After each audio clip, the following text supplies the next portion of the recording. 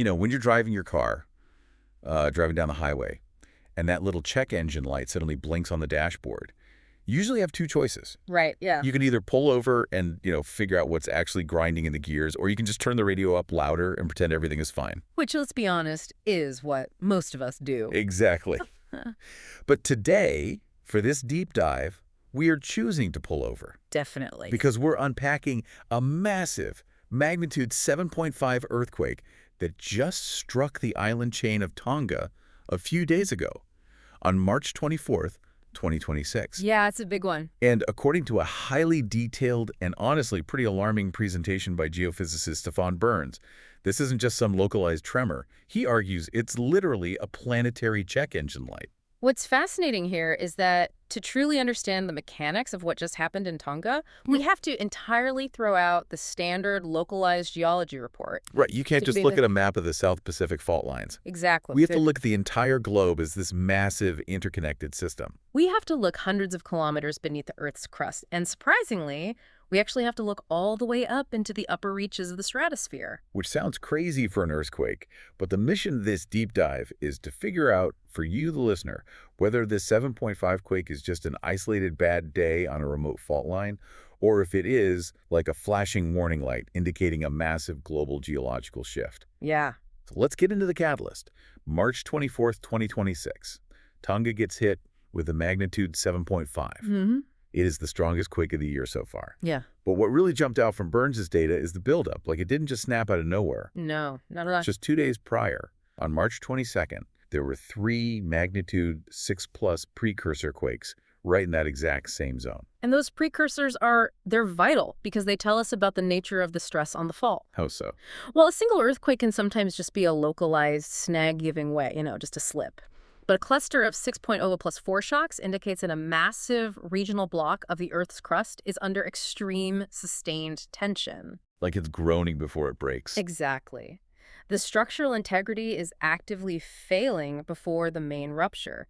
And when that main 7.5 rupture finally happens, the energy release is just staggering. Yeah. It doesn't just dissipate into the local ocean, it generates colossal seismic pressure waves that travel entirely through the body of the planet. Okay, let's unpack this for a second. To picture how that shank wave travels, imagine the Earth is a massive planetary-sized gong. I like that analogy. Right. So when that 7.5 quake struck Tonga, it was like hitting that gong with a giant mallet. The acoustic and seismic waves don't just, fade away into nothing. Right, they propagate. They ripple out, they plunge deep into the mantle, bouncing off the liquid outer core. And because the Earth is a sphere, those waves eventually have to converge again. They do. They literally wrap around the globe and mathematically focus on the exact opposite side of the planet. And there's a specific term for that, right? Yeah, in geophysics, that opposite point of convergence is called the antipode. The antipode. Right. Every single location on Earth has an exact antipode on the other side of the sphere. And because of how P waves and S waves refract through the Earth's internal layers, the exact antipode of this Tonga quake lands in Algeria, in West Africa. Okay. But the broader focal area for these converging planetary shock waves blankets the entire Mediterranean basin. Which brings us to a geographical quirk you really need to care about, especially if you think that South Pacific is just like way too far away to impact the rest of the world. It's really not. Right. Because before this Tonga quake even happened, the Mediterranean was already waking up.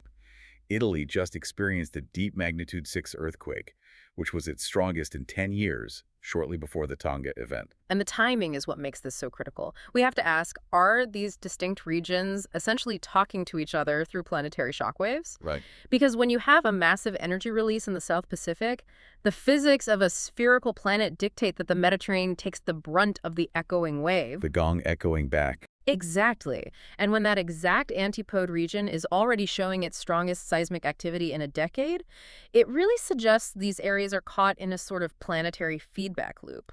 Right. The stress transfers, the antipode takes the hit, and an already primed fault line gets squeezed even further. But that ringing gong effect in the Mediterranean, it isn't happening in a vacuum. The crust in that specific region was fundamentally fractured by what happened 4 years ago. Oh, absolutely. Because Tonga has a history of planet-altering surprises, and the ghost of 2022 is hanging really heavy over this new data. Yeah, January 15th, 2022, the Hunga Tonga-Hunga Ha'apai eruption. It was completely apocalyptic. Like, the source data provides some staggering statistics on It this. really does. It was the biggest volcanic eruption since Krakatoa in 1883. It was classified as a VEI 5 to VEI 6 event, which basically means it ejected anywhere from 1 to 10 cubic kilometers of material into the sky. Just an unfathomable amount of material. Yeah, and it created an atmospheric pressure wave that circled the globe multiple times. But the detail that completely blew my mind was the volcanic lightning. Oh, the lightning storm was unprecedented. It created an electrical impulse so strong that it altered the Schumann resonances. Yeah. And that disruption was detected all the way in Hungary. Yeah, and to give that some physical context for everyone, the Schumann resonances aren't some, like, mystical concept. Right, they sound like a sci-fi thing. They do, but they are basically the constant electromagnetic waves trapped in the cavity between the Earth's surface and the ionosphere, Okay. and they're generated by global lightning strikes. Oh, interesting. So the Tonga eruption produced such a concentrated, massive storm of volcanic lightning that it physically warped this global electromagnetic cavity. That is insane. It was an atmospheric and electromagnetic event just as much as a geological one. But I want to pause on the atmospheric part for a second, because I actually need some help squaring a contradiction in the notes here. Sure, what is it? Well, I've always learned that when a volcano erupts, it releases tons of ash and sulfur dioxide into the upper atmosphere. And that sulfur acts like a natural sunshade, right? Reflecting sunlight away and actually cooling the Earth down. That's the standard model, yes. Right. But Burns's data specifically points to this Tonga eruption as a major reason why our climate has been so incredibly warm for the last few years. Why on earth would a massive eruption cause global warming instead of cooling? It's a great question, and that is exactly the anomaly that makes Hunga Tonga so unique. The answer lies entirely in the specific mechanics of its location. Okay. Hunga Tonga wasn't a traditional mountain peak blasting dry rock into the sky. It was a submarine volcano. Ah, underwater. Right. The caldera was sitting just beneath the surface of the Pacific Ocean. So when it erupted with that staggering VEI 5 to 6 force, it didn't just throw rock and ash. It completely vaporized the ocean water above it. It instantly boiled millions of gallons of seawater. Far more than millions. It injected an estimated 150 million tons of water vapor straight up into the stratosphere. Wow. Wait, 150 million tons? Yes. And now, while sulfur dioxide does reflect sunlight, water vapor is actually the strongest natural greenhouse gas on the planet. Oh, I see. Normally, the stratosphere is incredibly dry. You know, it sits above the weather layer where our clouds form.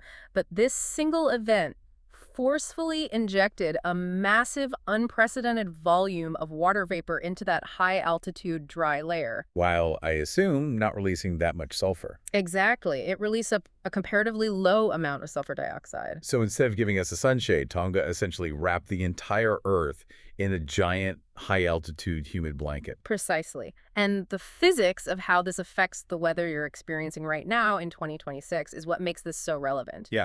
Because the stratosphere is so stable that water vapor doesn't just, like, fall back down as rain right away. It just sits there. Yeah, it takes years for that atmospheric layer to clear itself out. According to the data, as of late 2025, stratospheric water vapor was still 50% elevated compared to normal levels. It's 50%. Years later. Yes, years later. And having all that water vapor up there actually causes the stratosphere itself to cool down because it's radiating heat away into space. Okay. But in doing so, it acts as an impenetrable lid, trapping the heat below it. Oh, man. Yeah, this causes massive heating in the troposphere, which is the lower layer of the atmosphere where we live, breathe, and, experience weather. Right. This extreme thermal imbalance between the cooling stratosphere and the baking troposphere disrupts the polar vortex. It alters global jet streams and circulation patterns. So it's directly contributing to the severe, highly volatile global heat waves and bizarre weather patterns we've been seeing worldwide. Exactly. So if you were sweating through that historic heat wave in North America or Europe last summer, you were directly experiencing the aftermath of an underwater mountain blowing its top in the South Pacific years prior. It's all connected. It's wild to think about, but it makes me wonder, why is Tonga so angry in the first place? Like, why is this specific region acting like a pressure valve for the entire planet? To understand that, we have to shift our focus downward. Having established these massive surface and atmospheric impacts, we really need to examine the deep tectonic plumbing of the region over a much longer timeline. Okay. Because this isn't just a story about a volcano in 2022 or an earthquake in 2026.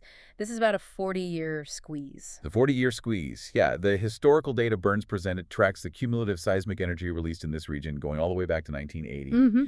And looking at that graph, the trend is undeniable. It's not a smooth, steady line of regular energy release. It is incredibly bursty. Very bursty. It clusters violently. Like, we're talking about massive mega-quakes. Yeah. And 8.2 magnitude in Fiji in 2018, and 8.1 in the Kermadec Islands in 2021. Yeah. Then a whole cluster of 7.0 plus quakes in the summer of 2023. And that bursty clustering is the key signature of a much larger geologic force pushing upon this entire zone. How so? Well, when you see clustered megaquakes like that, it means it's not just a single localized fault slipping independently. It's a distributed, systemic seismic release driven by macro-level pressure. Think about it like bending a thick green tree branch. Oh, that's a good way to look at it. Right, if you put pressure on both ends, the branch doesn't just cleanly snap all at once in total silence. First it bends. Right. Then you start hearing these violent splintering cracks pop, pop, pop as the internal fibers fail under the escalating tension. Those bursts, those clustered megaquakes in Fiji and Kermadec, are the splintering cracks. Exactly. They are the sound of the Earth's structural integrity giving way before a catastrophic break. Wow. And the data point that stands out the most in that timeline is the depth of that 2018 Fiji quake. It was an 8.2 magnitude, but it occurred a staggering 600 kilometers down. It's 100 kilometers. Yes. That is deep within the asthenosphere, which is the highly viscous, semi-fluid layer of the mantle right below the tectonic plates. 600 kilometers straight down. That isn't just shifting dirt. That is deep plumbing. Exactly. A quake at that depth means a massive slab of oceanic crust is likely breaking off and falling into the mantle itself. And when you have a massive shockwave originating that deep, the energy has to propagate upward. It travels right up through the complex magma chambers and volcanic plumbing of the region. Okay, I see where this is going. Right. Notice the timeline. That 8.2 deep mantle quake happened in 2018. The historic Hunga Tonga eruption happened just 4 years later in 2022. Oh, wow. The deep shockwave likely unsettled and pressurized the entire volcanic system above it, forcing the magma upward. And now, the current 7.5 quake in 2026 fits perfectly into this logarithmic accelerating 40-year trend. So it's building up. Yeah. The cumulative energy required to move the needle on these seismic charts is growing exponentially. Each decade since 1980 has seen a higher total magnitude of energy released than the last. So the Earth is systematically releasing trapped energy, and the intervals are just getting shorter, more violent. Correct. Which brings us to the ultimate question. We're zooming out from the local plumbing of the South Pacific to the absolute macro level of the planet. Why? Why is the Earth suddenly needing to release all this escalating energy right now? And this is where the physics get truly fascinating. Because we have to look at Earth not just as a rock floating in space, but as an open thermodynamic system that is currently out of balance.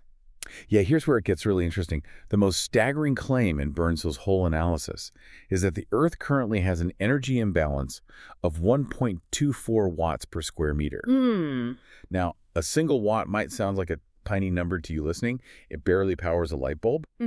But when you multiply 1.24 watts across the 510 million square kilometers of the entire surface of the globe, That's massive. we're talking about hundreds of terawatts of constant excess heat being absorbed and retained by our planet every single second. It is a massive, relentless influx of energy. The outgoing long-wave radiation, which is the heat the Earth manages to naturally vent back into the cold vacuum of space, is increasing, but it is entirely failing to keep pace with the absorbed solar radiation. Right. And the sources detail exactly where this converging energy is coming from. There are a few converging factors listed here. First, solar cycle 25.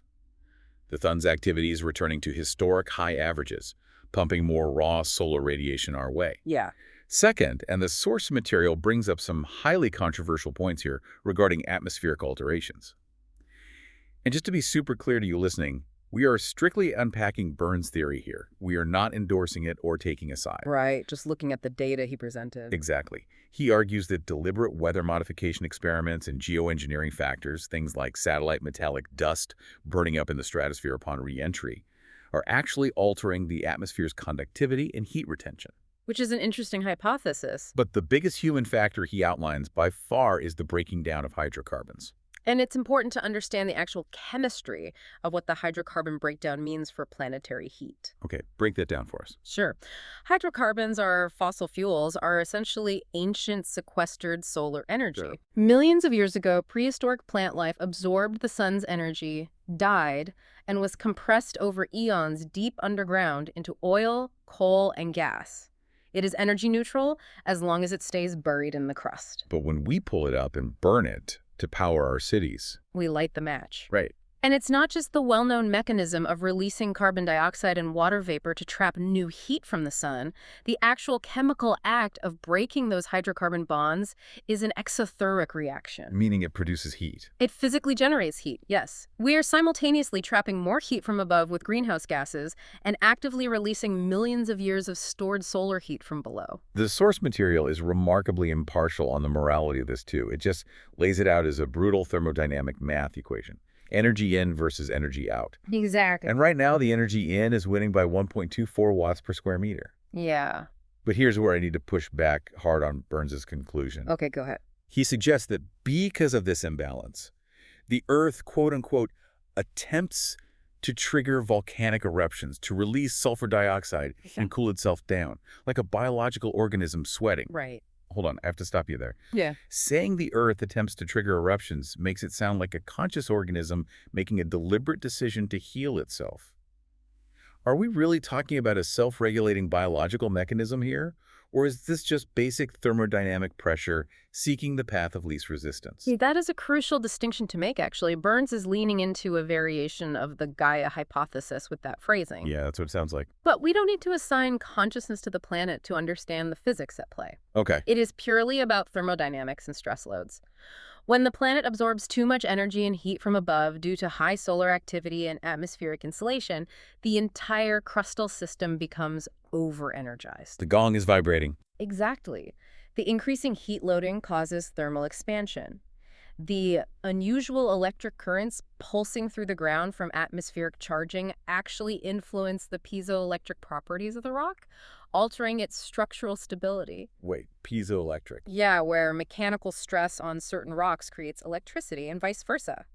It's not the Earth deciding to erupt, it's that the escalated internal pressure and thermal expansion simply must find a release valve. I see. The path of least resistance just happens to be the highly active volcanic fault lines, which naturally vent magma and sulfur dioxide. So it's a physical inevitability, not a conscious choice. Right. But the irony is that Tonga in 2022 completely backfired. Because the vent happened to be underwater, thermodynamic pressure forced it to release water vapor instead of sulfur, which only made the atmospheric blanket thicker. Exactly. The thermostat is still broken, and the energy imbalance is still growing. And to make matters even more intense, Burns points out a literal cosmic link to this recent Tonga quake. The timing is undeniably extraordinary here. The data shows that right before this magnitude 7.5 earthquake in Tonga, there was a large coronal hole on the Earth-facing side of the sun, which produced a long-duration G2 to G3 geomagnetic storm. So the Earth is literally absorbing massive electromagnetic energy directly from space, right as the crust ruptures. But how does a solar storm actually trigger an earthquake? It sounds like science fiction. It comes back to that piezoelectric effect we just mentioned. The Earth's magnetosphere takes a direct hit from the solar wind, which induces massive electrical currents in the ionosphere. Okay. These currents then induce secondary magnetic fields that penetrate deep into the Earth's crust. Quartz-rich rocks in the tectonic plates literally change shape, expanding or contracting slightly when exposed to strong electrical currents. Wow, really? Yes. So when a fault line is already at its absolute breaking point from that 40-year squeeze we talked about, the sudden influx of a geomagnetic storm can be the tiny energetic nudge that causes the locked rock to finally slip. That is unbelievable. So you have space weather hammering the magnetosphere and inducing currents in the crust. You have deep thermal heat rising from the asthenosphere. And you have atmospheric warming pushing down from the stratosphere. Yep. The tectonic plates are caught in the middle of a literal cosmic vice grip. They're being squeezed from every conceivable angle. And that energy absolutely has to go somewhere. The crust of the Earth cannot hold on to an infinite amount of tension. It regulates by venting. Which brings us to the warning for tomorrow. It brings us right back to you, the listener, Yeah. because earlier we talked about that antipode concept, Right, the converging wave. the physical reality that the Earth is a spherical gong. Well, the South Pacific just took another massive hit from the mallet with this 7.5 quake. Those seismic waves are currently rippling through the mantle, bouncing off the core, and they are mathematically focusing like a laser right now on the Mediterranean basin. And we cannot ignore the geological reality of what sits directly on that antipode target. No, we really can't. The Mediterranean is not just a place for beautiful vacations. It is one of the most heavily populated, highly active, volcanic regions in the world. Yeah. You have Campi Flegrei, a massive, restless supervolcano sitting right outside of Naples, Italy. You have Mount Vesuvius. You have Mount Etna and Stromboli. You also have the incredibly active Santorini-Colombo volcanic field in Greece. And as we established earlier, Italy just had its strongest earthquake in 10 years, right before Tonga went off. Yeah. The area is already structurally primed. The primary concern laid out in the data is that the 7.5 Tonga quake isn't the end of the story. Right. It might just be the precursor, the structural trigger for an explosive antipodal reaction on the exact opposite side of the world. Wow. If that 40-year accelerating trend holds, the seismic bursts are only getting stronger, deeper, and more frequent. The planet's energy imbalance is actively demanding a release. We spend so much time looking up at the sky. We worry about atmospheric changes, the shifting climate, extreme weather events, and, the unpredictable activity of the sun. But this data presents a wildly different perspective on how everything is connected. It really reframes the whole picture. It does.